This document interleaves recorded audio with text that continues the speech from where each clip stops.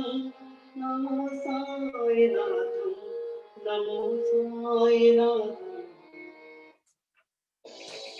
Make everyone scream.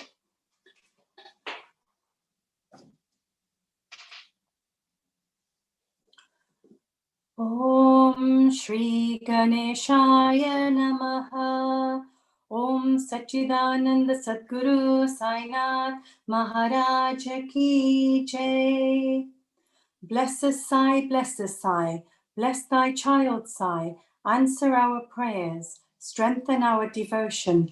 Bless us, Sai, remove our sorrows, shower us with happiness, listen to thy child's prayer. Bless us, Sai, Sai's life, Sai's prayer, Sai's kirtan, Sai's wealth, Sai's bliss, Sai's heaven. Bless us, Sai.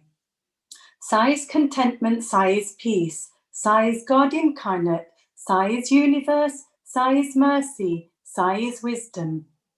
Bless us, Sai. Sai's righteousness, Sai's deliverance, Sai's absolute reality. Bless us, Sai.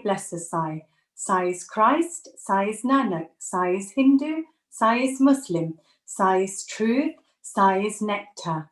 Bless us, Sai. Sai Shiva, Vishnu, Brahma, Sai's simple, loving, caring, Sai's mother, father, guru, Sai's pran, Sai's soul. Bless us, Sai.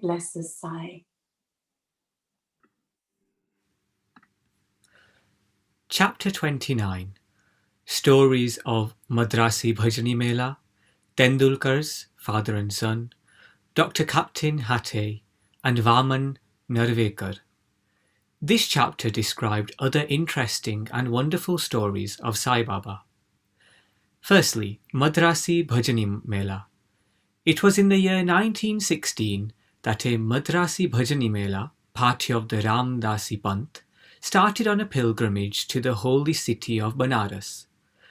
The party consisted of a man, his wife, daughter, and sister-in-law. Unfortunately, the names are not mentioned. On their way, the party heard that there lived at Shirdi in Kopargaon Taluka, Ahmednagar district, a great sage named Sai Baba, who was calm and composed, and who was very liberal, and who distributed money every day to his bhaktas and to skillful persons, who went and showed their skill there. A lot of money in the form of dakshina was collected daily by Sai Baba, and out of this amount, he gave daily 1 rupee to a 3-year-old girl, Amani, the daughter of a bhakta Kondaji, and 2 to 5 rupees to some, 6 rupees to Jamali, the mother of Amani, and 10 to 20 rupees, and even 50 rupees to other bhaktas as he pleased. On hearing all this, the party came to Shirdi and stayed there. The Mela did very good bhajan and sang very good songs, but inwardly they craved for money. 3 of the party were full of avarice, but the chief lady or mistress was of a very different nature. She had a regard and love for Baba. Once it so happened that when the noonday arti was going on, Baba was much pleased with her faith and devotion and was pleased to give her darshan of her Ishtam, beloved deity. To her, Baba appeared as Sitanath or Rama, while to all the others the usual Sainath. On seeing her beloved deity, she was very much moved. Tears began to flow from her eyes, and she clapped her hands in joy. The people began to wonder at her joyful mood, but were not able to guess its cause. Late in the afternoon, she disclosed everything to her husband. She told him how she saw Shri Rama in Sai Baba. He thought that she was very simple and devout, and her seeing Rama might be a hallucination of her mind. He pooh-poohed her, saying that it was not possible, and that she alone should see Rama while they all saw Sai Baba. She did not resent this remark, as she was fortunate enough to get Rama darshan now and then. Wonderful vision. Things were going on like this when the husband got a wonderful vision in his dream one night as follows. He was in a big city. The police there had arrested him, tied his hands with a rope and put him up in a cage, lock-up. As the police were tightening the grip, he saw Sai Baba standing quiet outside, near the cage. On seeing Baba so near, he said in a plaintive tone, "Hearing your fame, I came to your feet, and why should a calamity befall me when you are standing here in person?" Baba said, "You must suffer the consequences of your action." He said, "I have not done anything in this life which would bring such a misfortune on me."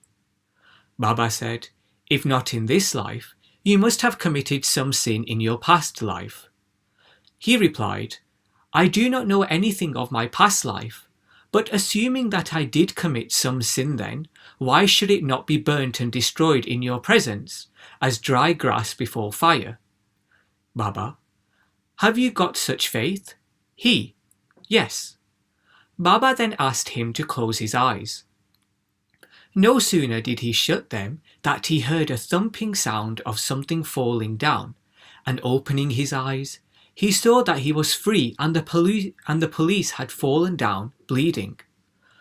Being much frightened, he began to look at Baba, who said, "Now you are well caught. Officers will now come and arrest you." Then he begged, "There is no other saviour except you. Save me anyhow." Then Baba again asked him to close his eyes. He did so, and when he opened them, he saw that he was free, out of the cage, and that Baba was by his side. He then fell at Baba's feet. Baba then asked him, "Is there any difference between this namaskar and your previous ones? Think well and reply." He said, "There is a lot of difference. My former namaskars were offered with the object of getting money from you, but the present namaskar is one offered to you as God. Besides, formerly I thought resentfully that you, being a Mohammedan, were spoiling us, the Hindus. Baba, do you not believe in your mind in Mohammedan gods?" He said, "No." Then Baba said, "Have you not got a panja, emblem of hand, in your house? And do you not worship the same in Tabut, by name Gud Bibi, whom you propitiate and appease on marriage occasion and other festivals? Is it not so?" He admitted all this. Then Baba said, "What more do you want?" Then a desire arose in his mind to get the darshan of his Guru Ramdas, when Baba asked him to turn back and see. And when he turned, lo, Ramdas was in front of him. No sooner did he begin to fall at his feet, Ramdas vanished. Then he inquisitively asked Baba, "You look old. Do you know your age?" Baba, "What? Do you say I am old? Just run a race with me and see." On saying this, Baba began to run, and he too followed. Baba disappeared in the dust raised by his footsteps while running, and the man was awakened. After awakening, he began to think seriously about the dream vision.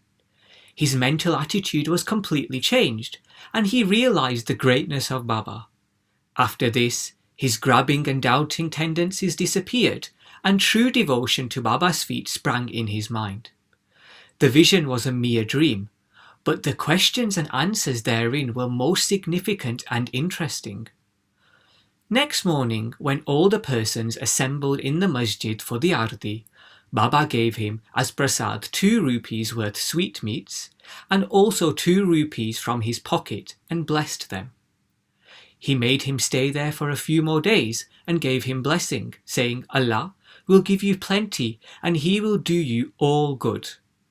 He did not get more money there, but he got far better things, which is Baba's blessings, which stood him in good stead all along. The party got plenty of money afterwards, and their pilgrimage was successful as they had not to suffer any trouble or inconvenience during their journey. They all returned home safe and sound, thinking of Baba's words and blessings and the Anand, bliss they experienced by his grace. This story illustrates one of the methods which Baba followed and is following even now, in some cases to improve and reform his devotees. Tendulkar family. There lived in Bandra, a suburb of Bombay, a Tendulkar family, all the members of which were devoted to Baba. Mrs. Savitribai Tendulkar has published a Marathi book named Shri Sainath Bhajanmala, containing 800 abhangs and pads describing the Leelas of Baba. It is a book worth reading by those who are interested in Baba. The son, Babu Tendulkar, was studying hard day and night and wanted to appear for the medical examination. He consulted some astrologers. Examining his horoscope, they told him that the stars were not favourable that year and that he should appear for the examination next year, when he would be certainly successful. This cast a gloom over him and made him restless. A few days afterwards, his mother went to Shirdi and saw Baba. Amongst other things, she mentioned the gloomy and morose condition of her son, who was to appear for the examination in a few days. Hearing this, Baba said to her, "Tell your son to believe in me, to throw aside horoscopes and predictions of astrologers and palmists, and go on with his studies. Let him appear for the examination with a calm mind. He is sure to pass this year. Ask him to trust in me and not to get disappointed." The mother returned home and communicated Baba's message to her son. Then he studied hard and in due course appeared for the examination. In the written papers he did well, but being overwhelmed by doubts, he thought that he would not secure sufficient marks for passing. So he did not care to appear for the oral examination. But the examiner was after him. He sent word through a fellow student, stating that he had passed in the written examination and that he should appear for the oral. The son, being thus encouraged, appeared for the oral examination and was successful in both. Thus he got through the examination that year successfully by Baba's grace, though the stars were against him. It is to be noted here that doubts and difficulties surround us just to move us and confirm our faith. We are tested as. The father of this boy, Raghunath Rao, was serving in some foreign mercantile firm in Bombay. As he grew old, he was not able to attend to his work properly, and so he had to take leave and rest. As he did not improve during the period of leave, a further extension of leave or retirement from service was inevitable. The chief manager of the firm decided to retire him on pension as he was an old and reliable servant. The question regarding the amount of pension to be given was under consideration. He was getting 150 rupees per month, and his pension, i.e. half of the amount, which was 75 rupees, would not be enough to meet the expenses of the family. So they were all anxious about this matter. 15 days before the final settlement, Baba appeared to Mrs. Tendulkar in her dream and said, "I wish that 100 rupees should be paid, settled, as pension. Will this satisfy you?" She replied, "Baba, why ask me? We fully trust in you." Though Baba said 100 rupees, still he was given 10 rupees more, that is 110 rupees, as a special case. Such wonderful love and care did Baba exhibit for his bhaktas. Captain Hate. Captain Hate, who was staying in Bikaner, was a great devotee of Baba. Once Baba appeared to him in his dream and said, "Did you forget me?" Hate then immediately held Baba's feet and replied, "If a child forgets his mother, how could it be saved?" Then Hate went into the garden and took out fresh valpapri vegetables, and arranging siddha, that's ghee, wheat flour, dal, etc., and dakshina, went about to offer all this to Baba when he was awakened and came to know that the whole thing was a dream. Then he decided to send all these things to Baba at Shirdi. When he came to Gwalior some days afterwards, he sent 12 rupees by money order to a friend, with instructions that 2 rupees should be spent in buying siddha articles and valpapri vegetables, and those should be offered to Baba with 10 rupees as dakshina. The friend went to Shirdi and purchased the things mentioned, but valpapri was not available. In a short time, a woman turned up with a basket on her head, which curiously enough contained the vegetables. It was purchased and then all the things were offered to Baba on behalf of Captain Hate. Mr. Nimonkar prepared the Naivedya, that is rice and valpapri vegetables, the next day and offered the same to Baba. All the people were surprised to see that Baba, while dining, took and ate valpapri and did not touch rice and other things. Hate's joy knew no bounds when he heard of this from his friend. Consecrated rupee. At another time, Captain Hate wished that he should have in his house a coin of rupee consecrated by Baba with his touch. He came across a friend who was bound for Shirdi. With him, Hate sent his rupee. The friend went to Shirdi and after the usual salutation gave first his dakshina, which Baba pocketed. Then he gave Hate's rupee, which Baba took in his hand and began to stare at it. He held it in front, tossed it up with his right thumb and played with it. Then he said to the friend, "Return this to its owner with the prasad of Udi. Tell him that I want nothing from him. Ask him to live in peace and contentment." The friend returned to Gwalior, handed over the consecrated rupee to Hate and told him all that happened at Shirdi. This time Hate was much pleased and realized that Baba always encouraged good thoughts, and as he wished intently, Baba fulfilled the same accordingly. Vaman Narvekar. Now let the readers hear a different story. A gentleman named Vaman Narvekar loved Baba very much. He once brought a rupee.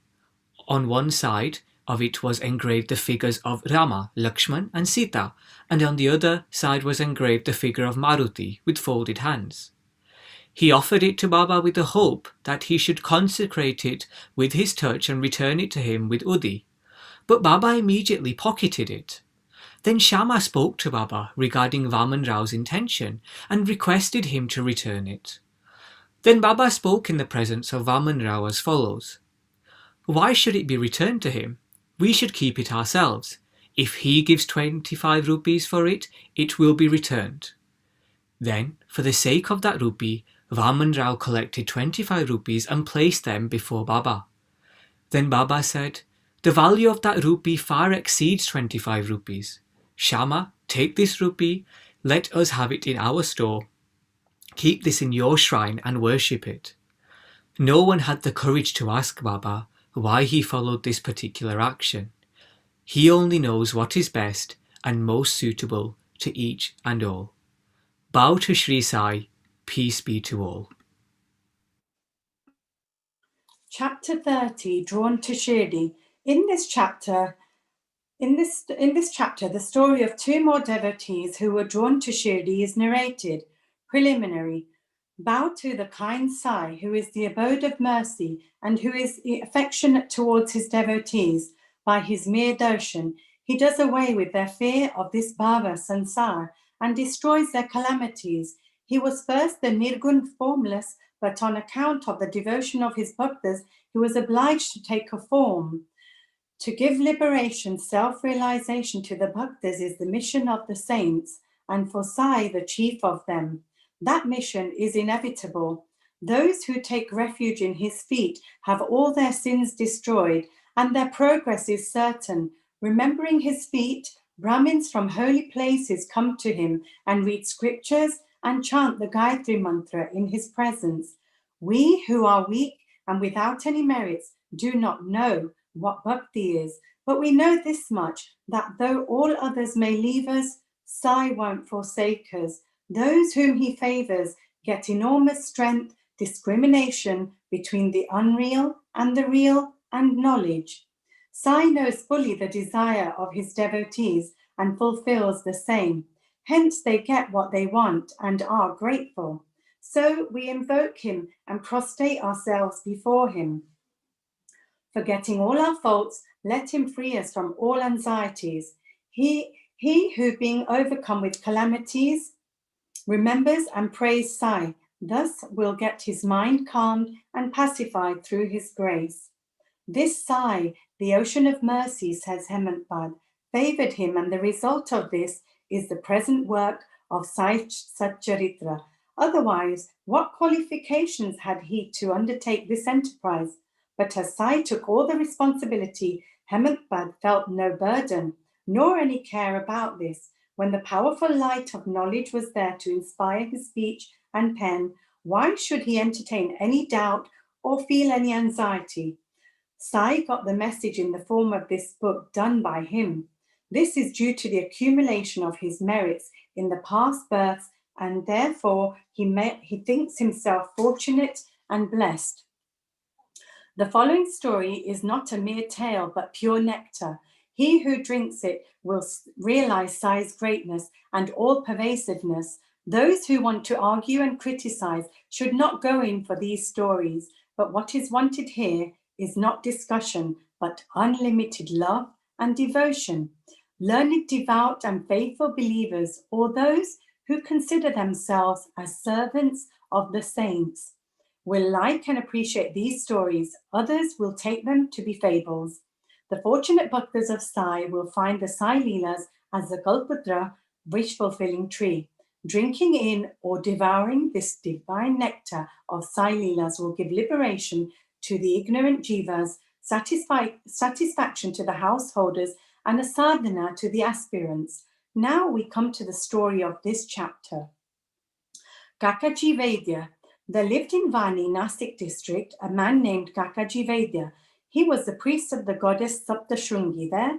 He was so much involved with the adverse circumstances and calamities that he lost peace of mind and became quite restless.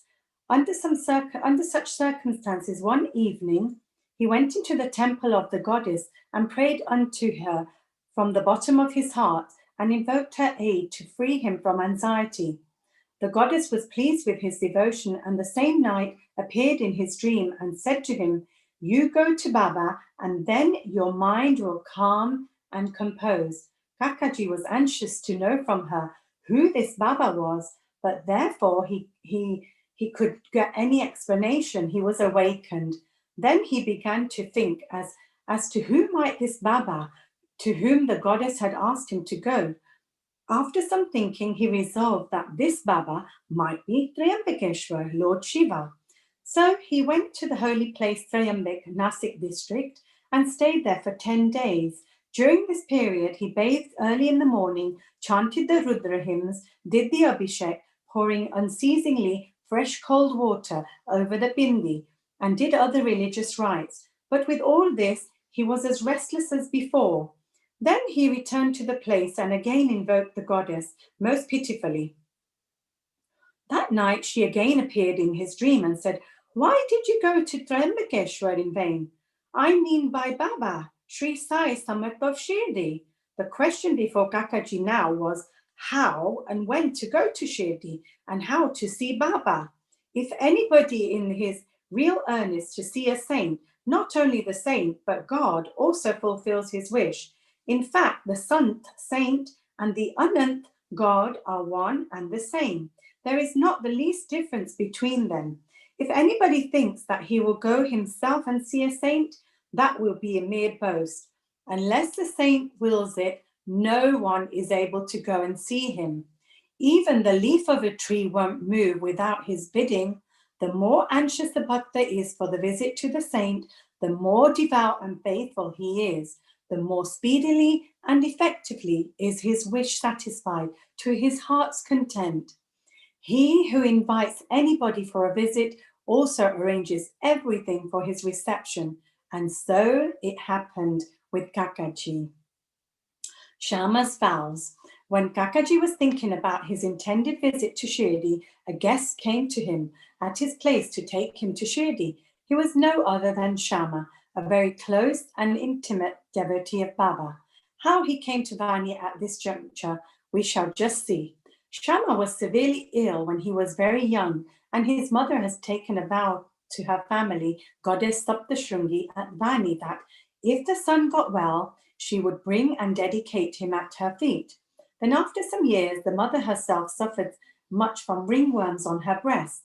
At that time, she again took another vow to her deity that if she got all right, she would offer her 2 silver breasts. These 2 vows remained unfulfilled. At her deathbed, she called her son, Shama, and drew his attention to the vows and after taking a promise from him that he would fulfill them, she breathed her last. After some time, Shama quite forgot about these vows, and thus 30 years elapsed. About this time, a famous astrologer had come to Shirdi and stayed there for a month. His predictions in the case of Shriman Buddhi and others came true, and everybody was satisfied. Shama's younger brother, Babaji, consulted him and was told about his mother's vows when his elder brother had promised to fulfill at her deathbed and were not yet fulfilled. Hence, the goddess was displeased with them and was bringing troubles on them. Babaji told this to his brother Shama, who was then reminded of the unfulfilled vows. On thinking that any further delay would be dangerous, he called a goldsmith and got a pair of silver breasts prepared. Then he went to the masjid, prostrated himself before Baba, and placing before him the 2 silver breasts, requested him to accept them and free him from the vows, as he was to him his Saptashungi goddess. Then Baba insisted upon him to go himself to the temple of Saptashungi and offer them in person at the feet of the goddess. Thus, after taking Baba's permission and Udi, he left for Vani and while searching for the priest, reached Kakaji's house. Kakaji was then very anxious to visit Baba, and Shama went there to see him. At that very moment, what a wonderful coincidence is this!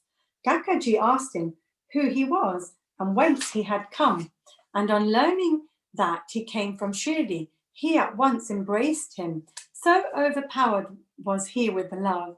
Then they talked about Sai Leelas, and after finishing the rites of Shama's vows, they both started on Shirdi. On reaching the place, Kakaji went to the masjid and fell at Baba's feet.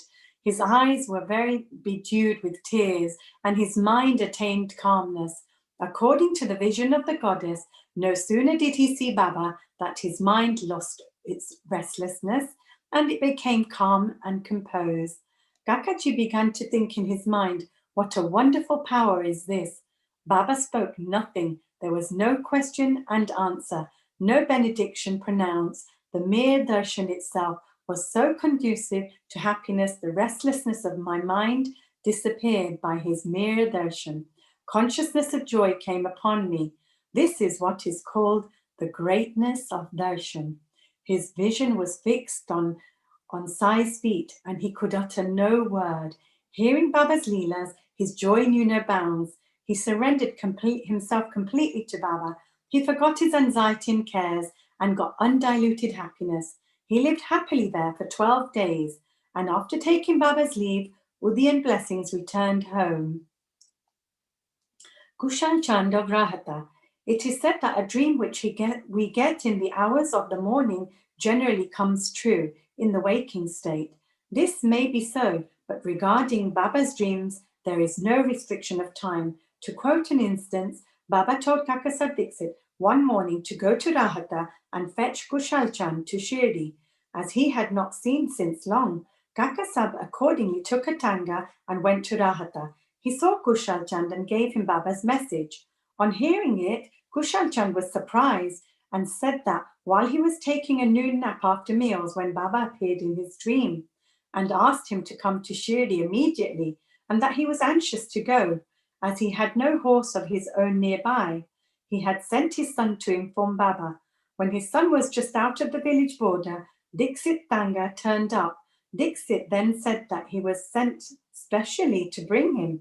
Then they both went in the Tanga back to Shirdi.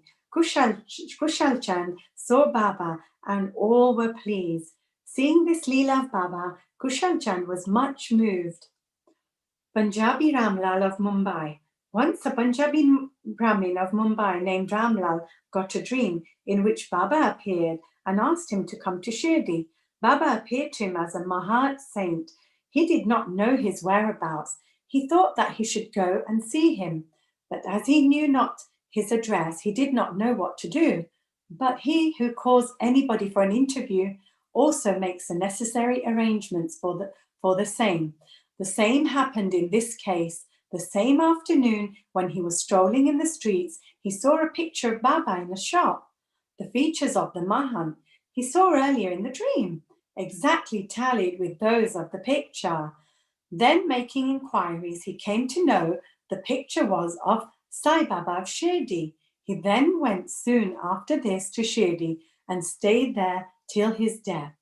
In this way, Baba brought his devotees to Shirdi for darshan and satisfied their wants, material as well as spiritual. Bow to Shri Sai, peace to all. Chapter 31, the passing away in Baba's presence of 1. Sannyasi Vijayanand, 2. Balaram Mankar, 3. Nulkar, 4. Mega, and 5. The tiger. In this chapter, Hemant Pant describes the passing away of certain persons and tiger in Baba's presence. Preliminary. The last wish or thought that a man has at the hour of death determines his future course. Shri Krishna has said in the Gita, chapter 8, verses 5 and 6, "He who remembers me in his last moments comes verily to me, and he that meditates otherwise at the time goes to what he looks for." We cannot be certain that we can entertain a particular good thought at our last moment. For more often than not, we are more likely to be frightened and terrified by many causes. Hence, constant practice is necessary for enabling us to fix our mind on the desired good thought at any or the last moment. All saints, therefore, recommend us to always remember God and chant His name so that we may not be puzzled when the time for departure comes. The devotees, on their part, surrender themselves completely to the saints and help them in their last moments. A few such cases will be noted here. The first one, Vijay Anand. A Madrasi sannyasi named Vijay Anand started on a pilgrimage to Manas Sarovar. En route, hearing Baba's fame, he halted at Shirdi. Then he met one Soma Devji, Swami of Haridwar, and inquiring of him about the particulars of the Manas Sarovar trip. The Swami told him that the Sarovar was 500 miles above the Gangotri and described to him the difficulties of the journey. Visually, plenty of snow and change of dialect every 50 kos, and the suspicious nature of the people of Bhutan, who gave a lot of trouble to the pilgrims on the way. Hearing this, the sannyasi was dejected and cancelled the trip. Then, when he went to Baba and prostrated himself before him, Baba got enraged and said, "Drive out this useless sannyasi. His company is of no use." The sannyasi did not know Baba's nature.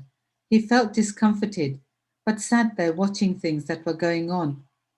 It was the morning darbar, and the masjid was overcrowded. Baba was being worshipped in various ways. Some were washing his feet, some taking the holy Tirath water, some from his toe. Some were washing his feet and some were taking the Tirath, the holy water, from his toe and drinking it heartily, and some touching their eyes with it. Some were applying sandal paste and some scents to his body. And all were doing these things, forgetting the distinction of caste and creed. Though Baba got enraged with him, he was filled with affection for Baba, and he did not like to leave the place. He stayed in Shirdi for 2 days, when he got a letter from Madras stating that his mother was very ill. He felt very dejected and wanted to be by his mother's side, but he could not leave without Baba's permission. So he saw Baba with the letter in hand and asked for his permission to return home. The omniscient Baba, knowing the future, said to him, "If you so loved your mother, why did you take sannyas? Fondness or attachment ill becomes an ochre garb. Go and sit quiet at your lodgings. Wait with patience for a few days." In the Vada there were many robbers. In the Vada there are many robbers. Bolt your doors, be very vigilant. The thieves will carry everything. Wealth and prosperity are transient, and the body is subject to decay and death. Knowing this, do your duty, leaving all attachment to the things of this world and next. He who does this and surrenders himself to the feet of Lord Hari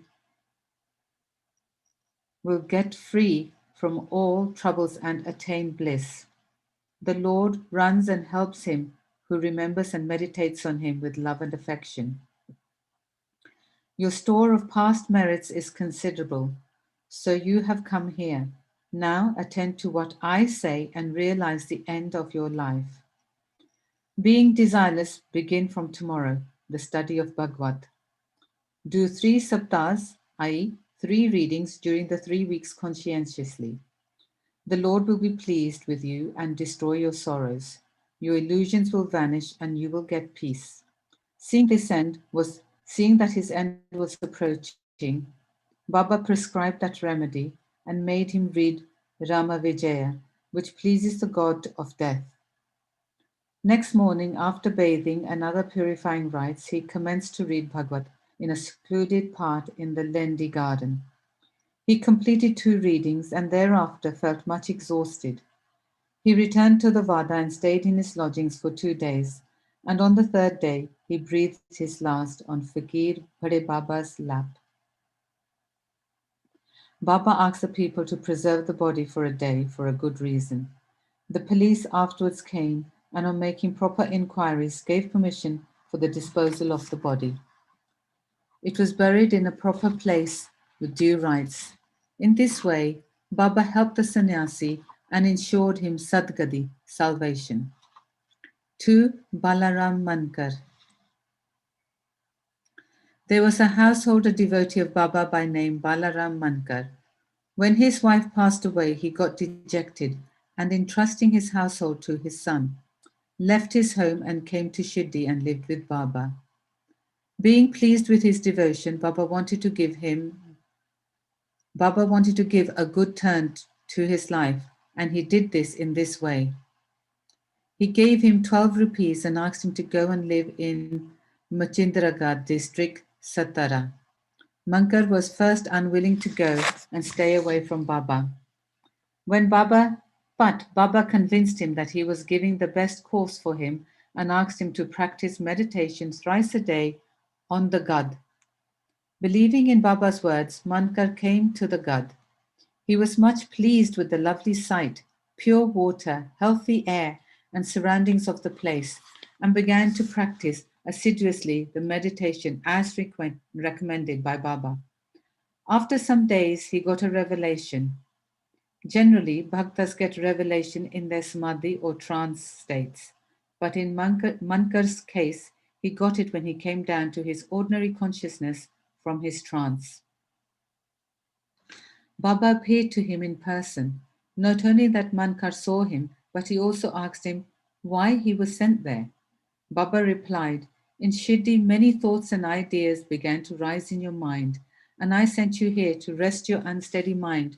You thought that I was in Shirdi, with a body composed of the 5 elements and 3.5 cubits in length, and not outside of it.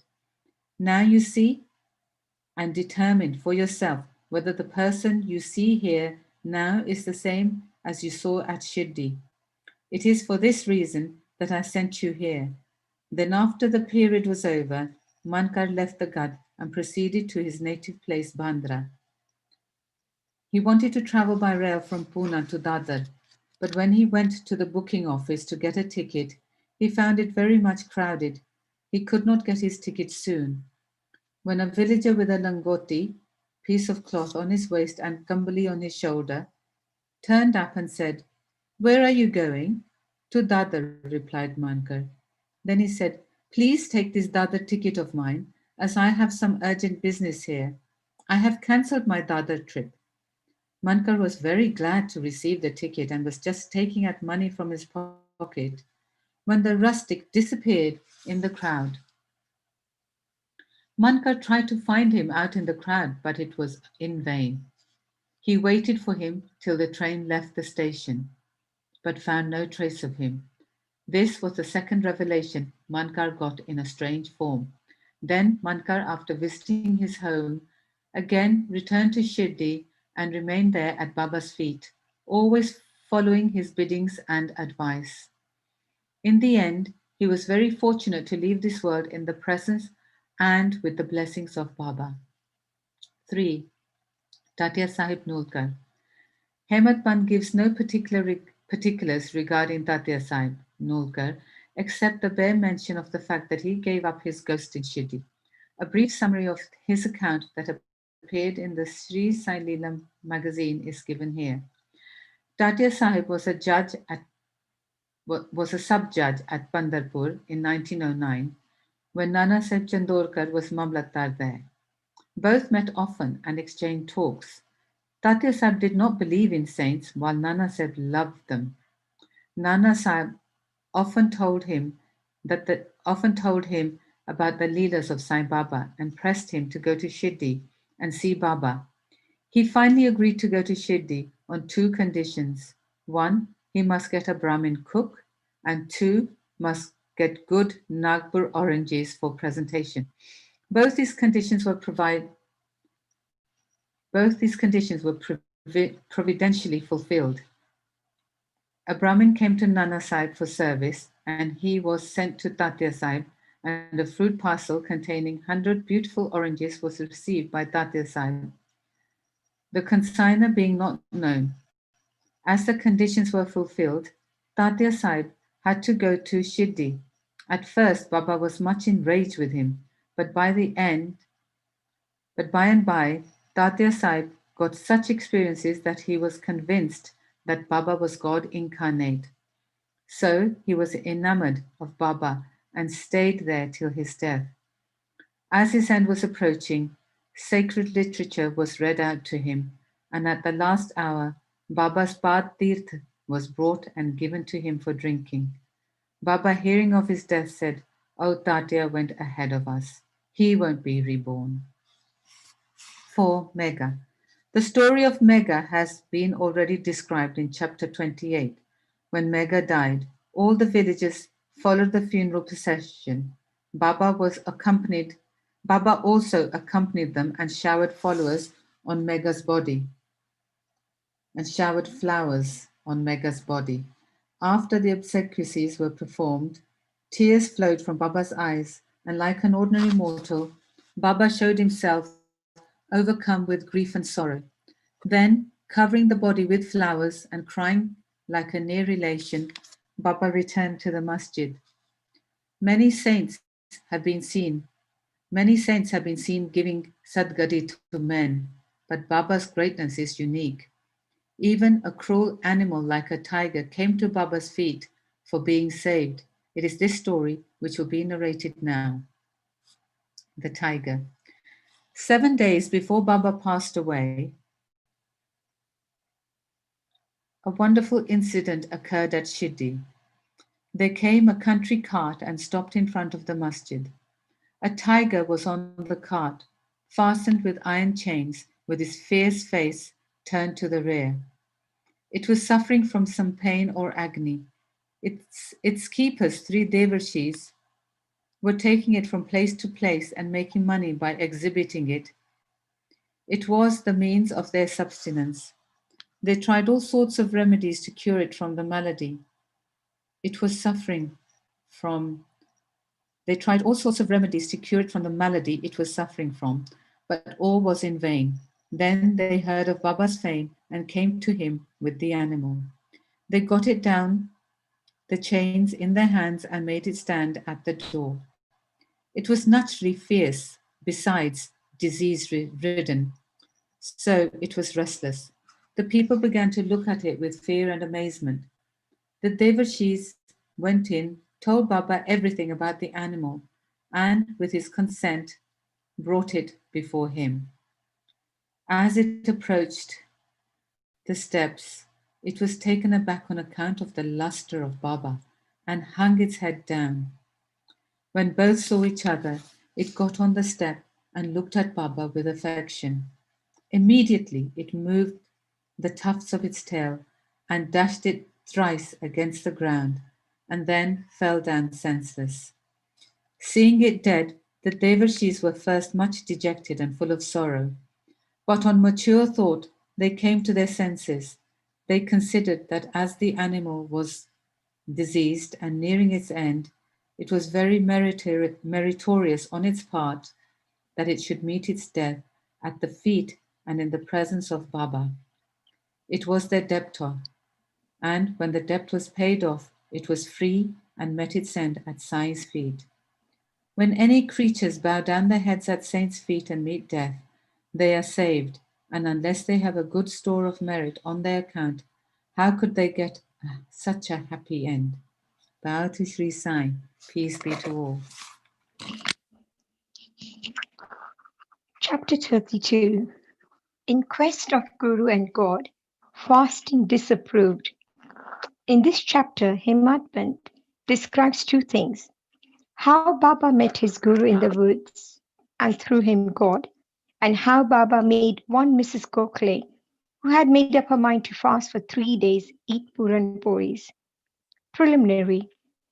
In the beginning, Hemadpant describes the samsara, visible world, by the allegory of Ashwatha, banyan tree, which has in the phraseology of the Gita roots above and branches below. Its branches are spread downwards and upwards and are nourished by the gunas, qualities, and its sprouts are the objects of the senses. Its roots, leading to actions, are extended downwards to this world of men. Its form cannot be known in this world, nor its end, its beginning, nor its support. Cutting this Ashwatha tree of strong roots with the sharp weapons of non-attachment, one should seek the path beyond, treading where there is no return. For traversing this path, the help of a good guide, Guru, is absolutely necessary. However learned a man may be, or however deep his study of Vedas and Vedangas, sacred literature may be, he cannot go to his destination safely. If the guide be there to help him and show him the right way, he would avoid the pitfalls and the wild beasts on the journey, and everything will be smooth sailing. Baba's experience in this matter, the story which he gave out himself, is really wonderful, which, when attended to, will give you faith, devotion, and salvation. The quest. Once four of us were studying religious scriptures and other books, and being thus enlightened, we began to discuss the nature of the Brahman. One of us said that we should raise the self by the self and not depend on others. To this, the second replied that he who controls his mind is blessed. We should be free from thoughts and ideas, and there's nothing in the world without us. The third said that the world phenomenon is always changing. The formless is eternal. So we should discriminate between the unreal and the real. And the fourth, Baba himself, urged that bookish knowledge is worthless and added, let us do our prescribed duty and surrender our body, mind, and 5 pranas, life, to the Guru's feet. Guru is God, all pervading. To get this conviction, strong, unbounded faith is necessary. Discussing in this wise, we 4 learned men began to ramble through the woods in the quest of God. The 3 wanted to make the quest with their free and unaided intellect. On the way, a Vanjari, a man who trades in certain things such as grains, etc., by carrying them on bullock, met us and asked us, it is hot now. Where and how far are you going? To search the woods, we replied. He inquired, on what quest are you bound? We gave him an ambiguous, evasive reply. Seeing us rambling aimlessly, he was moved and said, without knowing the woods fully, you should not wander at random. If you want to walk through forests and jungles, you should take a guide with you. Why do you exert yourselves unnecessarily at this sultry noontime? You may not give out to me your secret quest. Still, you can sit down, eat bread, drink water, take rest, and then go. Be always patient at heart. Though he spoke so tenderly, we discarded his request and marched on. We thought that we were self contained men and needed nobody's help. The woods were vast and trackless. The trees therein grew so close and tall that the sun's rays could not penetrate through them. So we lost our way and wandered here and there for a long time. Ultimately, through sheer good luck, we came back to the place where we started. The Vanjari met us again and said, "Relying on your own cleverness, you missed your way. A guide is always necessary to show us the right way in small or great matters, and no quest can successfully be carried out on an empty stomach. Unless God wills it, no one meets us on the way. Do not discard offers of food. Served dish should not be thrust away. Offers of bread and food should be regarded as auspicious signs of success." Saying this, he again offered us food and asked us to be calm and patient. Again, we did not like his good hospitality and discarded his offer and went away. Without doing any quests and without taking any food, the three began to move out. So obstinate were they. I was hungry and thirsty and was moved with Vanjari's extraordinary love. We thought ourselves very learned, but were quite strangers to pity and kindness. Vanjari was a quite illiterate and unqualified fellow, and belonged to a low caste. Still, he had love in his heart and asked us to eat the bread. In this way, he who loves others disinterestedly is really enlightened. And I thought acceptance of his hospitality was the best beginning of getting knowledge. So very respectfully, I accepted the loaf of bread offered, ate it, and drank water. Then, too, the Guru at once came and stood before us. What was the dispute about? He asked, and I told him everything that had happened. And he said, "Would you like to come with me? I will show you what you want, but be alone. Who believes in what I say will be successful." The others did not agree to what he said and left him, but I bowed to him reverently and accepted his dictum. Then he took me to a well, tied my feet with a rope, and hung me, head downwards and feet up, from a tree near the well.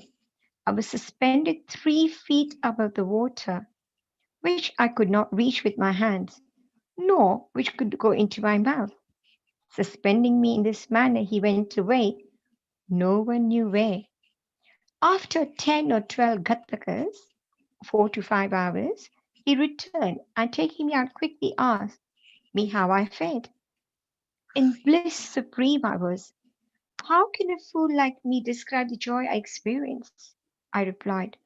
On hearing my answer, the Guru was much pleased with me, drew me near him, and stroking my body with his hand, kept me with him. He took care of me as tenderly as a mother does of her young ones. He put me into his school. How beautiful it was! There I forgot my parents. All attachment was snapped, and I was liberated easily. I thought that I should embrace his neck and remain staring at him always. I thought that I should embrace his neck and remain staring at him always. If his image were not fixed in my pupils, I would like better to be blind. Such was the school. No one who entered it once could return empty handed. My Guru, my all in all, my home and property, mother and father, everything. All my senses left their places and concentrated themselves in my eyes, and my sight was centered on him. Thus was my Guru, a sole object of my meditation, and I was conscious of none else. While meditating on him, my mind and intellect was stunned, and I had thus to keep quiet and bow to him in silence. There are other schools where you see an altogether different spectacle. The disciples go to their seek knowledge and spend their money, time, and labor. But ultimately, they have to repent. The Guru there boasts of his secret knowledge and his straightforwardness. He makes a show of his sacredness and holiness, but he's not tender at heart. He speaks a lot and sings his own glory, but his own words do not touch a disciple's heart, and they are not convinced. So far as self realization is concerned, he has none. How can such schools be of any use to the disciples, and how can they be benefited? The master guru mentioned above was of different type. By his grace, realization flashed upon me of itself, without effort or study. I had to seek, I had not to seek anything, but everything became clear to me as broad daylight. The Guru alone knows how the topsy-turvy suspension with head down and feet up can give happiness. Among the four, one was a karmat, ritualistic, who only knew how to observe and abstain from certain rites. The second was Gnani, who was puffed up with pride of knowledge. And third was a Bhakta, who surrendered himself completely to God, believing that he was a soul doer. When they were discussing and arguing, the question of God turned up, and they, depending on their unaided knowledge, went in the search of him. Sai, who was discrimination and dispassion incarnate, was one of the four. Being himself Brahman incarnate, some may ask, why did he mix with them and act foolishly? He did this for attaining the good of the public and setting them an example to follow. Though an incarnation himself, he respected a low Vanjali by accepting his food with a firm belief that food is Brahman, and showed how those who rejected Vanjali's hospitable offer suffered and how it was impossible to get Gnan without a guru. The Shruti, Taitya Upanishad, exhorts us to honor and worship mother, father, and preceptor, and to study, learn, and teach the sacred scriptures. These are the means of purifying our minds, and unless this purification is effected, self realization is not possible. Neither the senses nor the mind and intellect reach the self. Modes of proof, such as perception and inference, will not help us in the matter. It is the grace of the Guru that counts. The objects of our life, such as dharma, arth, and kam, are attainable with our effort. But the fourth object, moksha, liberation, can only be had with the help of the Guru. In the Darbar of Shri Sai, many personalities appear and play their part. Astrologers come and give out the predictions. Princes, noblemen, ordinary and poor men, sannyasis, yogis, songsters, and other came for darshan.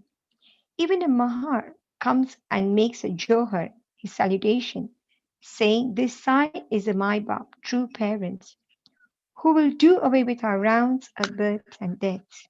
So many others, such as jugglers, gondalis, the blind and the lame, natpantis, dancers, and other players come and are given suitable reception.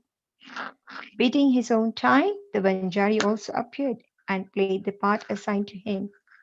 Let us now revert to the other story, fasting and Mrs. Gokhale. Baba never fasted himself, nor did he allow others to do so. The mind of the faster is never at ease. Then how could he attain his paramartha goal of life? God is not attained on an empty stomach, but the soul has to be appeased. If there is no moisture of food in the stomach and nutrition, with what eyes should we see God? With what tongue should we describe his greatness? And with what ears should we hear the same? In short, when all our organs get their proper nutrition and are sound, we can practice devotion and other sadhanas to attain God. Therefore, neither fasting nor overeating is good. Moderation in diet is really wholesome body to the body and mind. One, Mrs. Gokhale came to Shirdi with an introductory letter from Mrs. Kashibai Kanetkar, a devotee of Baba, to Dada Kelkar. She came to Baba with a determination to sit at Baba's feet, observing a 3 days fast.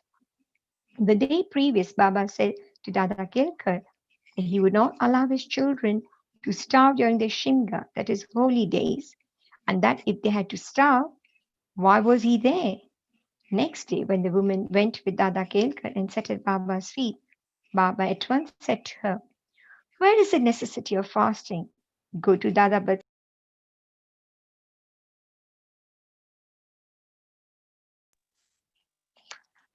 Puran Polis. Wheat rotis with gram flour and jaggery. Feed these children and yourself too." Shimga holidays were on. Mrs. Kelkar was then in her menses, and there was nobody to cook in Dada Bhat's house. So Baba's advice was very timely. Then Mrs. Gokhale had to go to Dada Bhat's house and prepare the dish as directed.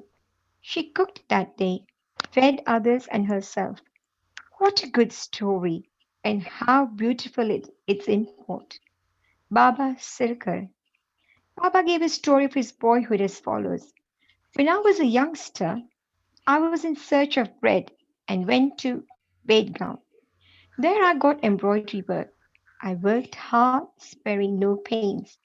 The employer was very much pleased with me. 3 other boys worked before me. The first got rupees 50, the second rupees 100, and the third rupees 150. And I was given twice the whole of this amount, that is, rupees 600.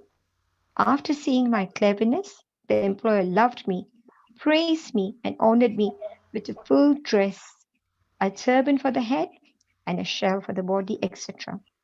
I kept this dress intact without using it. I thought that what a man might give does not last long and is always imperfect, but what my Sarkar, God, gives lasts to the end of time. No other gift from any man can be compared to his. My Sarkar says, "Take, take," but everybody comes to me and says, "Give, give." Nobody attends carefully to the meaning of what I say. My Sarkar's treasury, spiritual wealth, is full. It is overflowing. I say, dig out and take away this wealth in cartloads. The blessed son of a true mother should fill himself with this wealth. The skill of my fakir, the leela of my Bhagwan, the aptitude of my Sarkar is quite unique. What about me? Body, earth will mix with earth, breath with air.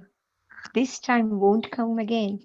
I go somewhere, sit somewhere. The hard mire troubles me much. Still, I feel always anxiety for my men. He who does anything, spiritual endeavor, will reap its fruit. And he who remembers these words of mine will get invaluable happiness. Bow to Shri Sai. Peace to be all. Chapter 33 Greatness of Udi. Scorpius slain and plague cases cured, Jamnar miracle, Narayan Rao's sickness, Bala Bua Sutar, Appa Sahab Kulkarni, Haribhav Karnik. In this last chapter, we described the greatness of the Guru. Now in this, we will describe the greatness of Udi. However, both are interlinked. The greatness of Udi is due to the spiritual grandeur of Baba. Preliminary, let us now bow before the great saints. These merciful glances will destroy mountains of sins and do away with all the blemishes of our character. They give us good teachings and confer on us invaluable happiness. Their minds do not know any difference, such as, this is ours, that is yours. Such differentiation never arises in their mind. Their debts, obligations will never be repaid by us in this birth, as well as in many future births. Udi. It is well known that Baba took dakshina from all, and out of the amount thus collected, he spent on charity and purchased fuel. This fuel he put in the dhuni, the sacred fire, which he kept ever burning. The ashes from this fire was called udi. It was freely distributed to the devotees at the same time of the departure from Shirdi. What did Baba teach by this udi? Baba taught by this udi that all visible phenomena in this universe are transient as the ash. Our body, composed of matters of 5 elements, will fall down.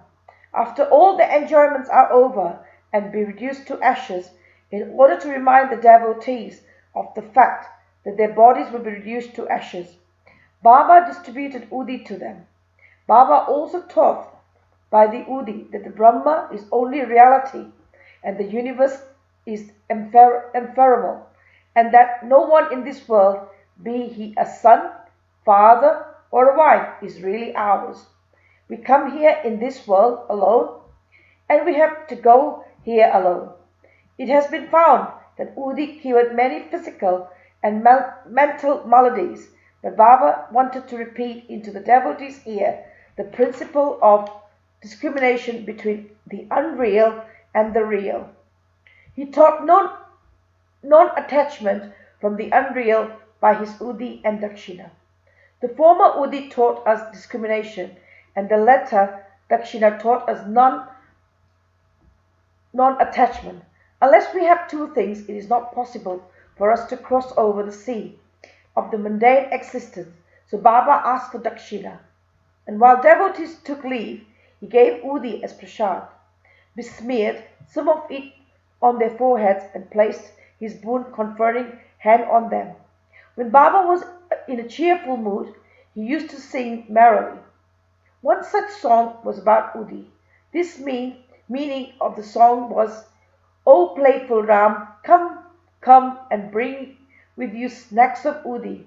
Baba used to sing in very clear and tender tone.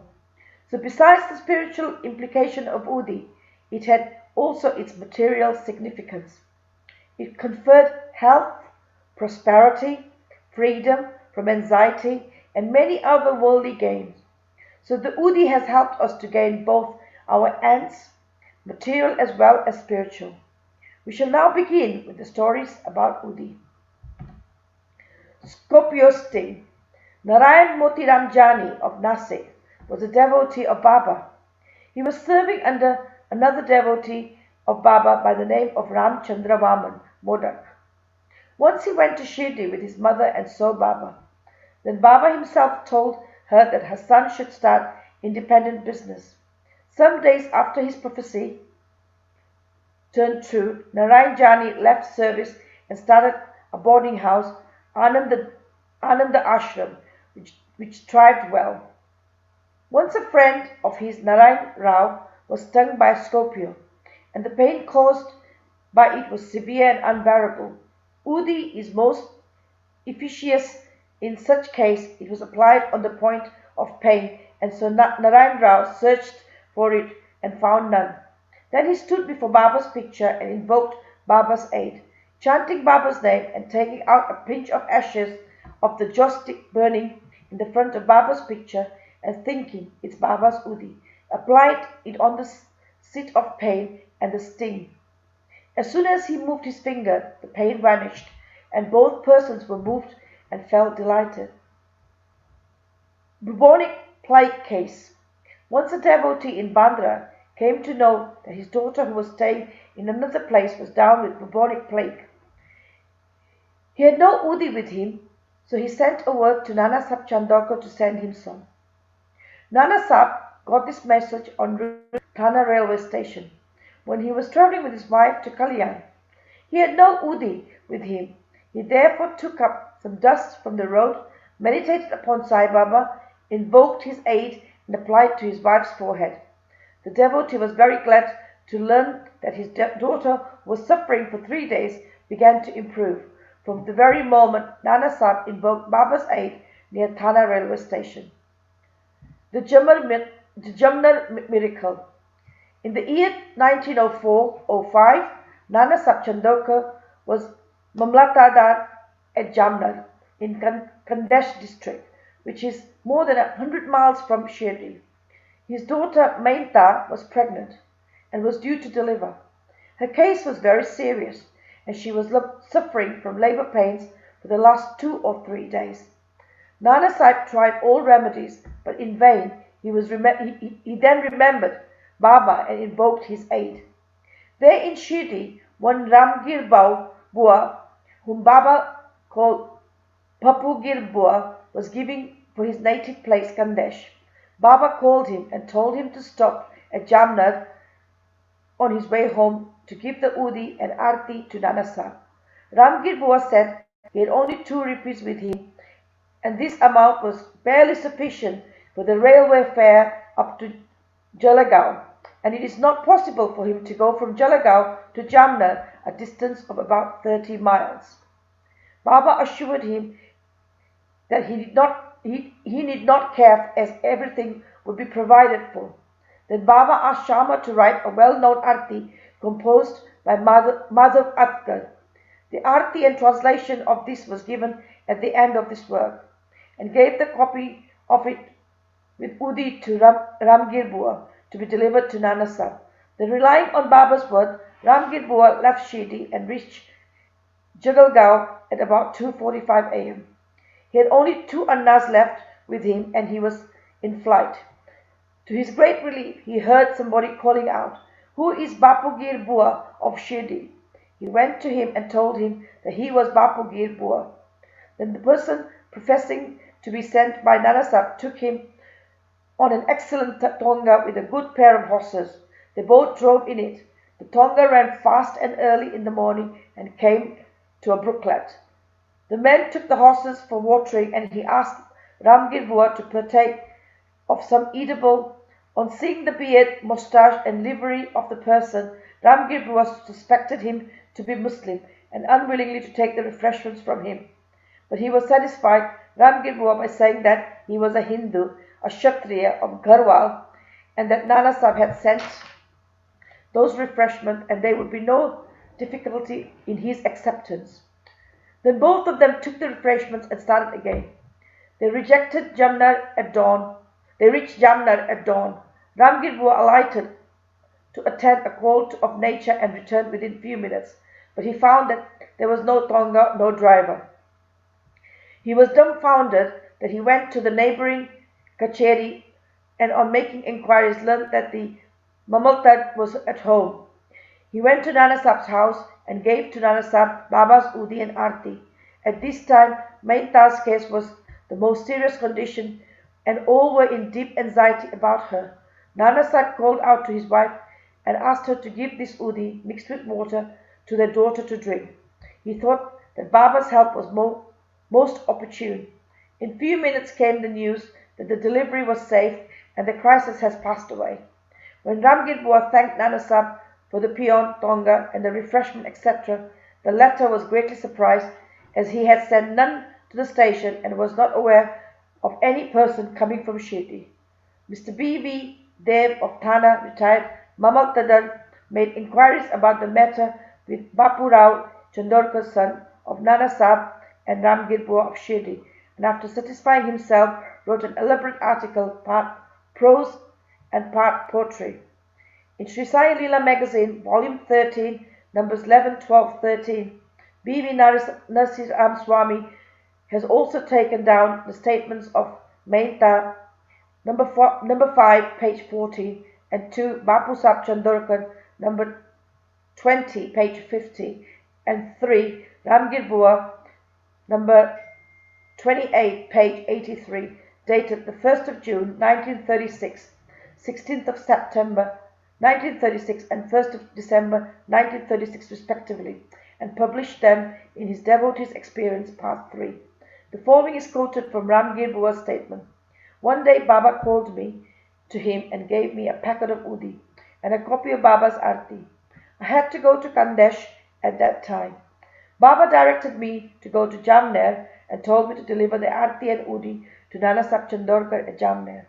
I said to Baba that all I had was 2 rupees and asked him how that could take me by my train from Kopargaon to Jalagaon and next to Jalagaon to Jamner. Baba said, God will give. That was Friday, and I started at once. I reached Manmad at 7:30 p.m. and Jalgaon at 2:45 a.m. At this time, the plague regulations were enforced, and I had much trouble I was to discover that I should do to get to Jamna. At about 3 a.m., a peon in boots, turban, and equipped with other details of good dress came to me and took me to a tonga and drove me on. On the way to Bagur, I took refreshments. We reached Jamna early this morning, and by the time I attended my call of nature, the tonga and the driver had disappeared. Page 83. Narayan Rao, Bhakta Narayan Rao, father's name and surname are not given, had a good nature to see Baba twice during the latter lifetime. 3 years after passing away in 1918, he wanted to come to Shirdi but could not. Within a year, Baba's Mahasamadhi, he fell sick and suffered much. All possible remedies given him no relief, so he meditated on Baba day and night. One night he had a vision. Baba came to the cellar, comforted him, saying, "Don't be anxious, you will be improving from tomorrow and within a week you will be on your legs." Narayan Rao got perfectly well within the time indicated in the vision. Now the point for consideration is, was Baba living because he had the body, or was he dead because he left it? No, Baba is ever alive. He transcended from life and death. He who loved him wholeheartedly gets response from him at any time, at any place. He is always by our side and will take any form, appear before the devout bhaktas and satisfy him. Appasap Kulkarni. In 1970, Appasap Kulkarni was transferred to Thane and began to worship Baba's picture presented to him by Balasab Bhate. In real earnest, he did worship.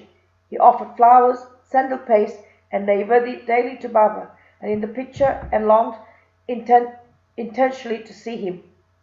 In this connection, it may be remarked that seeing Baba's picture earnestly is equivalent to seeing him in person.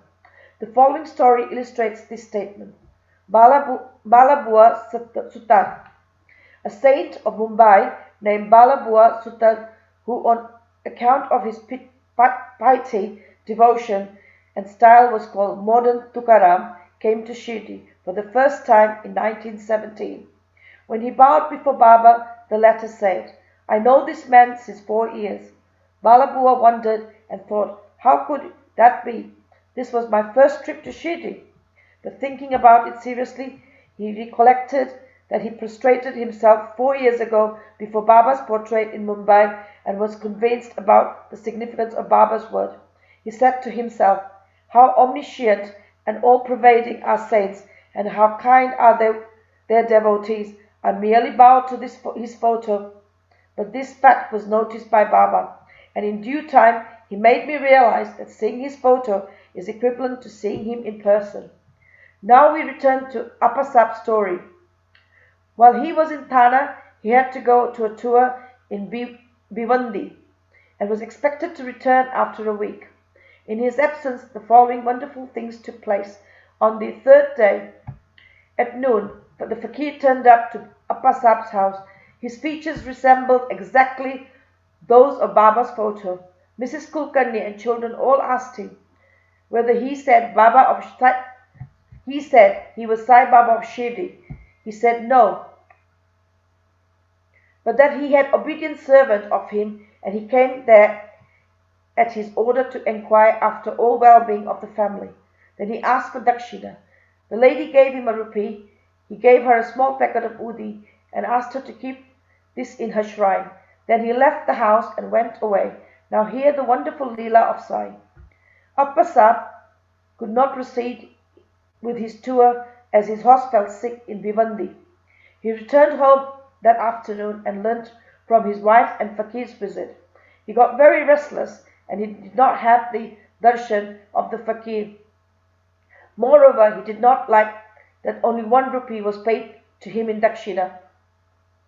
He said that he had been present, he would have paid him not less than 10 rupees. Then he immediately started in the quest of the fakir and searched for him in the masjid and other places without taking any food. His search was in vain. He then returned home, took his food. The readers may remember here Baba's dictum in chapter 32 that God quest should not be made on an empty belly. Then after meals he went out for a walk with a friend, Mr. Chittal. After going some distance they saw a man approaching them rapidly. Appa Sahib thought that he must be the fakir that came to his house at noon, as feature tallied with those of Baba in the photo. The fakir immediately put forth his hand and asked for dakshina. Appa Sahib gave him a rupee. He demanded again and again, so Appa Sahib gave him 2 more. Still he was not satisfied. Then he borrowed three rupees from Mr. Chittar and gave them to him. He wanted still more. Appa Sahib asked him to accompany him to home. Then all returned home. Appa Sahib gave him 3 rupees in all, 9. He looked unsatisfied and demanded again. Then Appa Sahib took that he had currency note 10 rupees. The fakir asked for the same, took it and returned the 9 rupees and went away. Appa Sahib had early said that he would pay 10 rupees and that sum was taken from him and the 9 rupees consecrated by Baba's touch was returned to him. The figure 9 is significant. It denotes the 9th type of devotion. White chapter 21.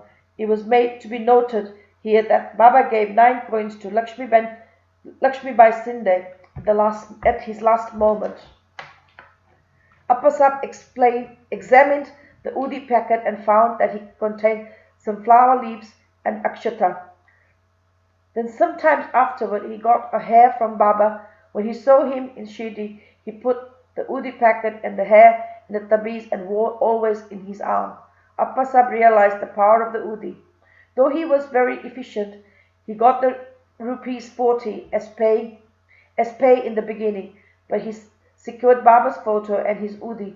He got many times more and got much power and influence, and along with these temporal benefits, his spiritual progress was also rapid. For those who are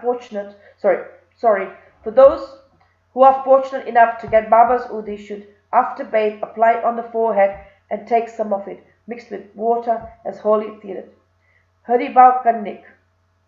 In 1917, Haribau Kannik of Dhanu, Thana district, came to Shirdi on Guru Purnima Day in the month of Ashada and worshipped Baba with all formalities. He offered clothes, dakshina, and after taking Baba's leave, got down the steps of the masjid.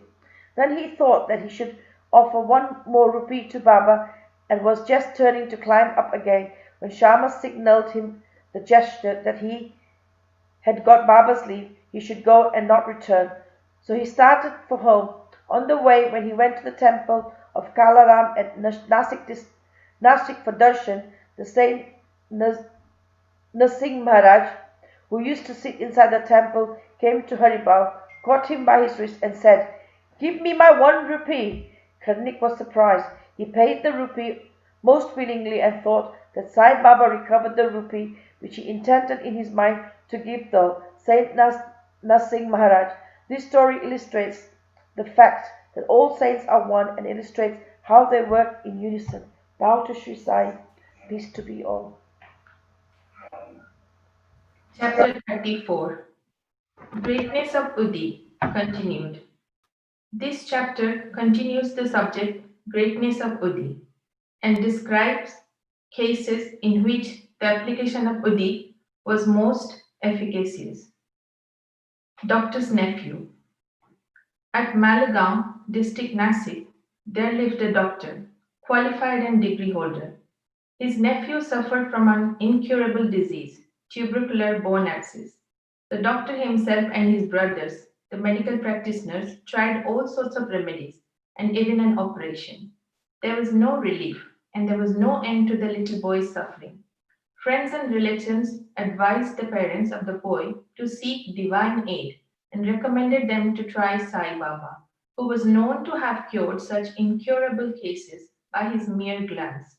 The parents therefore came to Shirdi. They prostrated themselves before Baba, placed the boy before him, and pleaded humbly and respectfully, and implored him to save their son. The merciful Baba comforted them, saying, "Those who resort to this masjid shall never suffer anything in this life and to the end of time.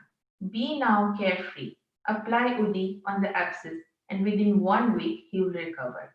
Believe in God. This is no masjid, but Dwaravati. He who steps here will soon get health and happiness, and his sufferings will come to an end. The boy was made to sit before Baba, who moved his hands on the affected part and cast his loving glance on him.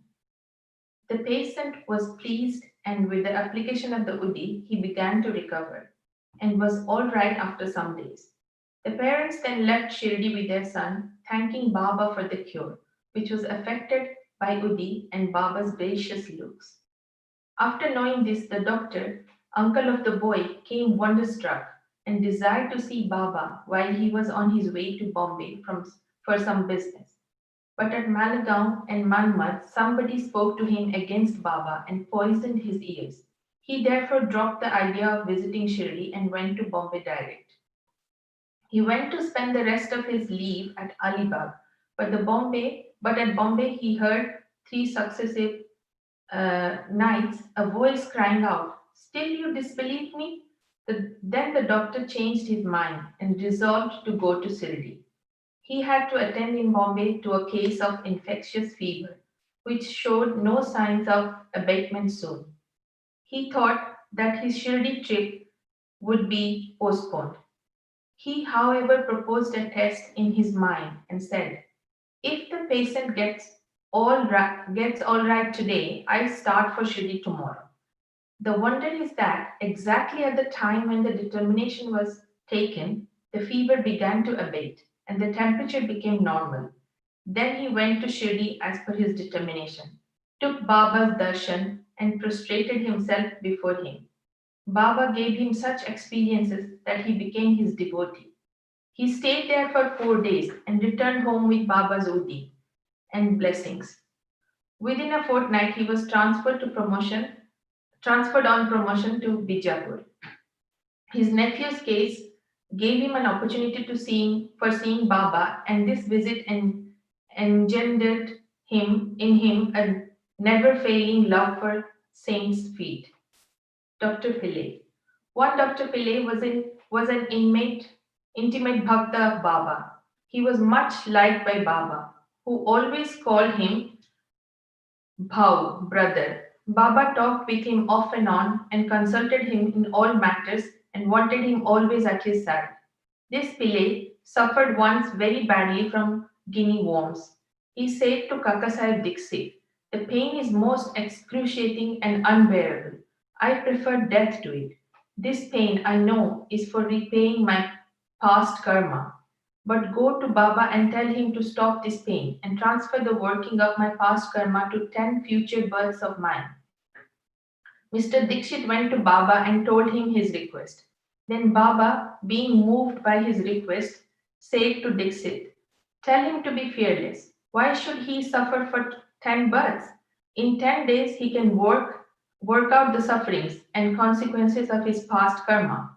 While I am here to give him temporal and spiritual welfare, why should he pray for death? Bring him here on somebody's back and let us work and finish his sufferings once for all." The doctor was brought in that condition and was seated on Baba's right side, where Fakir Baba always sat. Baba gave him his bolster and said, "Lie calmly here and be at ease. The true remedy is that the result of past actions has to be suffered and got over. Our karma is the cause of our happiness and sorrow. Therefore, put up with whatever comes to you. Allah, God, is the sole dispenser and protector. Always think of Him. He will take care of you. Surrender to His feet with body, mind, wealth, and speech, i.e., completely, and then see what He does." Dr. Pillai said in return that Nana Sahib had put a bandage over the leg, but he found no relief. "Nana is a fool," replied Baba. "Take off that bandage, or else you will die.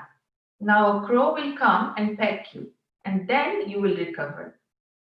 While this conversation was going on, one Abdul, who always cleaned the masjid and trimmed the lamps, turned up. While he was attending to his work of training, his foot accidentally fell upon the stretched leg of Dr. Pillay. The leg was already swollen, and when Abdul's foot fell upon it and pressed it, all the 7 guinea worms were squeezed out at once. The pain was unbearable, and Dr. Pillay bawled out loudly. After some time, he calmed down and began to sing and cry alternately. Then Pillay inquired when the crow was coming and peeking. Baba said, "Did you not see the crow? He won't come again." Abdul was the crow. "Now go and rest yourself in the water, and you will be soon all right." By application of Udi and by taking it in the stomach with water and without taking any other treatment or medicine, the disease was completely cured in 10 days, as predicted by Baba.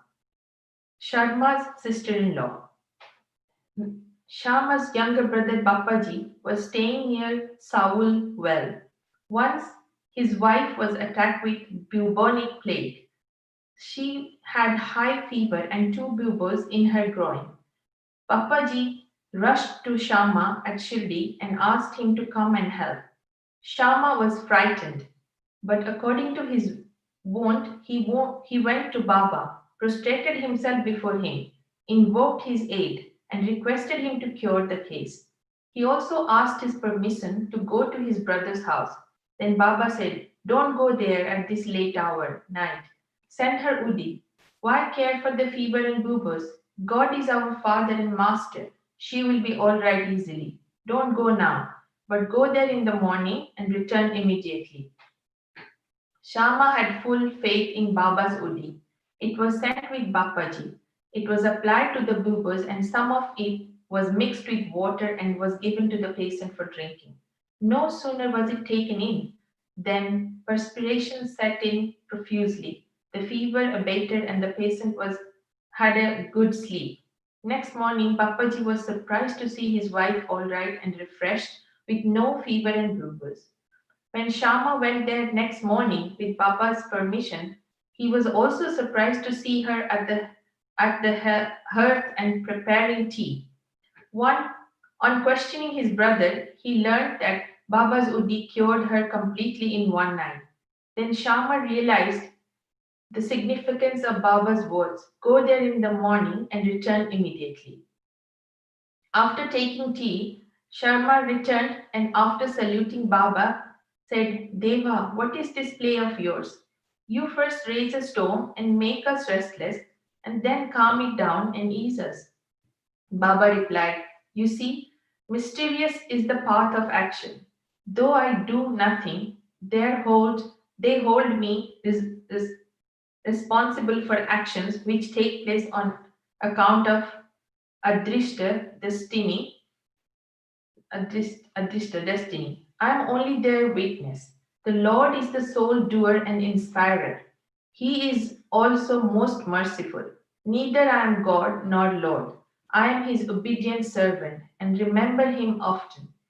He who casts aside his egoism thanks him, and he who trusts him entirely will have his shackles removed and will obtain liberation. Irani's daughter. Now read the experience of an Irani gentleman. His young daughter got fits every hour. When the convulsion came, she lost her power of speech. Her limbs got shrunk and contracted, and she fell down senseless. No remedy gave her any relief. Some friend recommended Baba's Udi to her father and asked him to get it from Kaka Sahib Dixit at Ville Parle, suburb of Mumbai. Then the Irani gentleman got the Udi and gave it mixed with water to his daughter daily for drinking. In the beginning, the convulsions, which were coming on hourly, came every 7 hours, and after a few days, the daughter recovered completely. Harda gentleman. An old gentleman of Harda was suffering from a stone in his bladder. Such stones are generally removed by surgical operations, and people recommended him to undergo one. He was old and weak, lacked strength of mind, and couldn't think of submitting himself to surgical treatment. His suffering was soon to end in another way. The Inamdar, city officer of the town, happened to come there at this time. He was a devotee of Baba and had always a stock of udi with him. On the recommendation of friends, his son got some udi from and mixing it with water gave it to his old father to drink. Within 5 minutes that udi was assimilated, the stone was dissolved and came out through his urine, and the old man was soon relieved. Bombay lady. A woman of Kayast Prabhu caste in Bombay always suffered terrible pain at her delivery. She was very much frightened each time she became pregnant and didn't know what to do. Shri Ramamurthy of Kalyan, who was a devotee of Baba, advised her husband to take her to Shirdi for a painless delivery. When she next became pregnant, both husband and wife came to Shirdi, stayed there for some months, and worshipped Baba and got all the benefits of his company.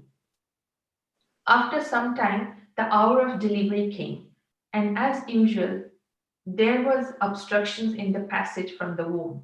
She began to suffer labor pains, didn't know what to do, but began to pray to Baba for relief.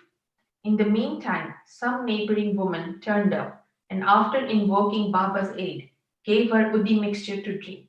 In 5 minutes, the woman delivered safely and painlessly. The issue was stillborn according to its fate, but the mother who got rid of the anxiety and pain thanked Baba for the safe delivery and ever remained grateful to him. Bow to Shri Sai, peace to be all. Chapter 35, Tested and Never Found Wanting. Kaka Mahajani's friend and master, Bandra Insomnia case and Bala Patil Nirashka. This chapter also continues with the subject of the importance and effectiveness of the Udi. It also gives two cases in which Baba was tested and not found wanting. These cases will be taken up first. Preliminary. In spiritual matters or endeavors, prejudice is the greatest bar to our progress. Those who believe that God is without form are heard saying that to believe that God is with the form is an illusion, and that the saints are only human beings. Then why should they bow down their heads before them and offer dakshina? Persons belonging to other sects will also raise objections and say, why should they bow and offer alliance to other saints, leaving their own gurus? Similar objections regarding Sai Baba was heard before and even now. Some said that when they went to Shirdi, Baba asked for dakshina from them. Is it good that saints should collect money in this fashion? If they do so, where is their sainthood? But there are many instances where men went to Shirdi to scoff, but remained there to pray. Two such instances are given below. Kaka Mahajani's friend. A friend of Kaka Mahajani was a worshipper of Nirgun, that is God without a form, and was adverse to idolatry. Out of curiosity, he agreed to go to Shirdi with Kaka Mahajani on two conditions, that is, that he would neither bow down to Baba and nor pay him any dakshina. Kaka agreed to these conditions and they both left Mumbai on a Saturday night and reached Shirdi the next morning. As soon as they put their feet on the steps of the masjid, Baba, looking at the friend from a little distance, addressed him with the sweet words as follows, "Oh, welcome, sir." The tone in which he uttered these words was a very peculiar one. It exactly resembled the tone of the friend's father. It reminded him of his departed father and sent a thrill through his body. What an enchanting power the tone had. Being surprised, the friend said, "This is no doubt the voice of my father." Then he at once went up, forgetting his resolution, and placed his head upon Baba's feet. Then Baba asked for dakshina twice, once in the morning and again at noon, and at the time of their taking leave, he asked it from Kaka only and not from the friend. The latter whispered to Kaka, Baba asked Lakshmana from you twice. I am with you. Why does he ignore me? You ask Baba yourself, was Kaka's reply. Baba asked Kaka with his friend what his friend was whispering. Then the friend asked Baba himself whether he should pay any dakshina. Baba replied, you had no mind to pay, so you were not asked. But if you want to pay, now you may.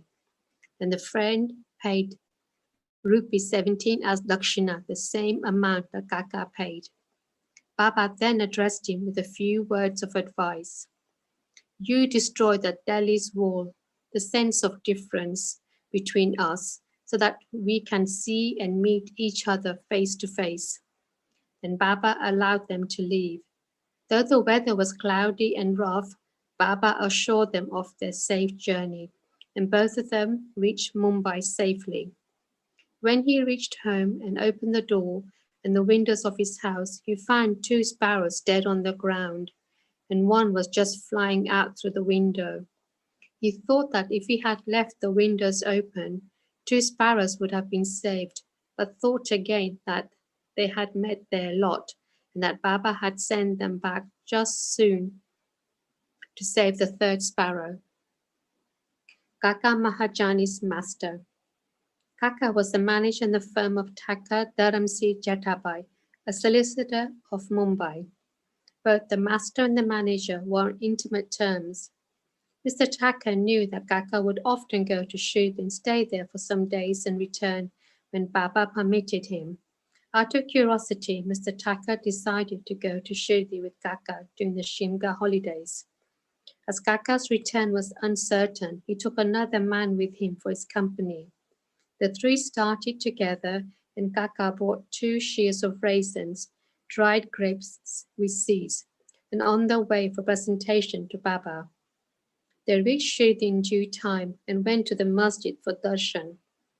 Baba Sahib and Thakur were also there, and Mr. Thakur asked him why he came there. For darshan, Thakur replied. Mr. Thakur asked if miracles took place there. Thakur replied that to see miracles was not the concern. The earnest intention of the bhaktas was satisfied here. Then Kaka prostrated himself before Baba and offered the raisins to him. Baba ordered them to be distributed. Mr. Thakur also got a few of them. He did not want to have the raisins as he was advised by his doctor not to eat them without washing and cleaning them. So he was in a fix. He did not want to eat them, nor could he reject them. To keep up the formalities, he put them in his mouth, but he did not know what to do with the seeds. He could not spit them out on the floor of the masjid, so he pocketed them against his wish. He then said in his mind that if Baba was a saint, how could he be ignorant of his dislike for the raisins, and how could he force them on him?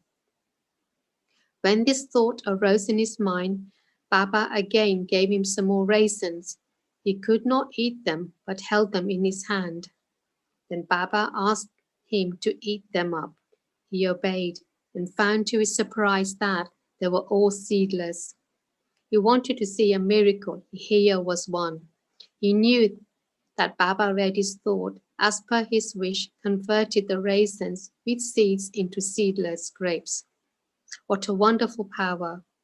Again, to test further, he asked Thakur, who was sitting by and who also got some raisins, "What kind of grapes you got?" He replied, "The variety with seeds." Mr. Thakur was more surprised to hear this. Then, to confirm his faith further, Thakur thought in his mind that if Baba was a real saint, the raisins should now be given to Kaka first. Reading this thought also, Baba ordered that distribution should be commenced from Kaka. These proofs were sufficient for Thakur. Then Sharma introduced Mr. Thakur as the master of Kaka, upon which Baba said, "How can he be his master? He has got a different master altogether." Kaka appreciated this reply. After forgetting his resolve, Taka saluted Baba and returned to the Vada. After the noon arti was over, they all went to the masjid for taking Baba's leave for the departure. Shama spoke for them. Baba then spoke as follows. There was a fickle-minded gentleman. He had health and wealth and was free from both physical and mental afflictions, but he took on needless anxieties and burdens and wandered hither and thither, thus losing his peace of mind. Sometimes he dropped the burdens, and at other times carried them again. His mind knew no steadiness. On seeing his state, I took pity on him and said, now keep your faith on one place you like. Why roam like this? Thakur at once understood this. This was the exact description of himself. He wished that Kaka should also return with him, but no one expected that Kaka would be allowed to leave Shirdi so soon. Baba read this thought also and permitted Kaka to return with his master. Then Baba asked Kaka for rupees 15 as dakshina and received it. He said, if I take 1 rupee as dakshina from anybody, I have to return tenfold to him. I never take anything gratis. I never ask anyone indiscriminately. I only ask and take from him whom the fakir, my guru, points out. If anyone is indebted formally to the fakir, dakshina is received from him. The donor gives, that is, sows his seeds only to reap a rich harvest in the future. Wealth should be the means to work out dharma. If it is used for personal enjoyment, it is wasted. Unless you have given it before, you do not get it now. So the best way to receive is to give. The giving of dakshina advances vairagya, that is non-attachment, and thereby bhakti and dhyan. Give 1 and receive tenfold. On hearing this word, Mr. Thakur himself gave rupees 15 in Baba's hand, forgetting his earlier resolve not to do so. He thought it was good that he came to Shirdi, as all his doubts were solved and he learned so much. Baba's skill in handling such cases was unique. Though he conducted all that, he was totally non-attached to them. Whether anybody saluted him or not, or whether anybody gave him dakshina or not, all was the same to him. He felt no pleasure if he was worshipped and felt no pain if he was disregarded. He had transcended the pairs of opposites, that is, pleasure and pain, etc. Insomnia cases. A Kayashta Prabhu, gentleman of Bandra, suffered from insomnia for long.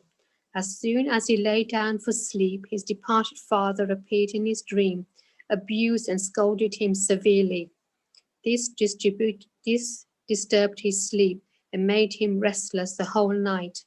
Every night this went on, and the man did not know what to do. One day he consulted a devotee of Baba in this respect. He recommended the Udi as the only infallible remedy he knew. He gave him some of the Udi and asked him to apply a little on his forehead before going to bed and keep the Udi packet under his pillow. He tried this remedy and found to his great surprise and joy that he had sound sleep. There was no disturbance of any kind. He continued the remedy and always remembered Sai. Then he got a picture of Sai Baba, which he hung on the wall near his pillow and started worshipping it daily, and on Thursdays offered a garland and Naivedya, etc. Then he got well and forgot his troubles altogether. Balaji Patil of New Ashkar. This man was a great devotee of Baba. He rendered excellent and selfless service. Every day he slept and kept clean all the passages and streets in Shirdi, through which Baba passed in his daily routine. After him, this work was done equally well by another devotee, Radha Krishna Mai, and after her by Abdullah. When Balaji reaped his corn every year, he brought the whole quantity and presented it to Baba. He returned with what Baba gave him back and maintained himself and his family with it. This course was followed by him for many years, and after him by his son also. The power and the efficacy of Udi. Once it happened that on Balaji's death anniversary, a certain number of guests were invited and the dinner was prepared for them. But at dinner time, it was found that thrice the number of people invited turned up. Mrs. Nuashka was in a fix. She thought that if food would not suffice for the people assembled, if it fell short, the honor of the family would be at stake. Her mother-in-law comforted her by saying, "Don't be afraid. It is not ours, but Sai's food. Cover every vessel with a cloth, putting some udi in it, and serve from the same without opening it. Sai will save us from ignominy." She did as she was advised, and it was found, to her surprise and joy, not only did the food suffice for all, but plenty of it remained after serving. As one feels intently, so he realizes accordingly, was proved in this case. Sai appearing as serpent. Once Raghu Patil of Shirdi went to Balaji Patil at Newars. That evening he found that a serpent entered the cowshed hissing. All the cattle were afraid and became restless. The inmates of the house were frightened, but Balaji thought it was Sai, who appeared in his house as a serpent. Without being afraid in the least, he brought a cup of milk, placing it before the serpent and said, "Baba, why do you hiss like this? Do you want to frighten us? Take this cup of milk and drink it with a calm mind." Saying this, he sat down close by. The other members of the family were frightened and did not know what to do. In a short time, the serpent disappeared of its own, and nobody knew where it went. It was not found, though a thorough search was made in the cowshed. Balaji had 2 wives and some children. They sometimes went to Shirdi from Newars for taking Baba's darshan. Then Baba bought saris and other clothes, which were given to them with his blessings. Bow to Shri Sai, peace be to all.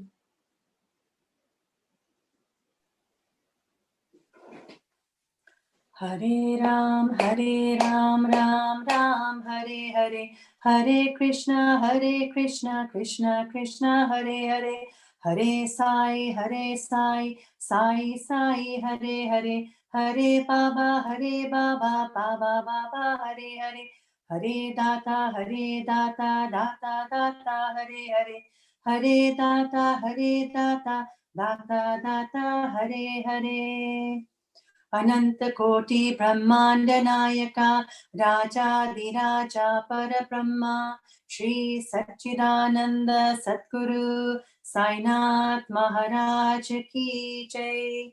Shri Sainath Arpanamastu Shubham Bhavatu. Om Shanti Shanti Shanti. Sai Ram, we'll see you all again, 7:30 tomorrow. And just to remind you once again, we can all do collective aarti on Wednesday evening when we conclude the Parayan. So keep your aartis ready, and we can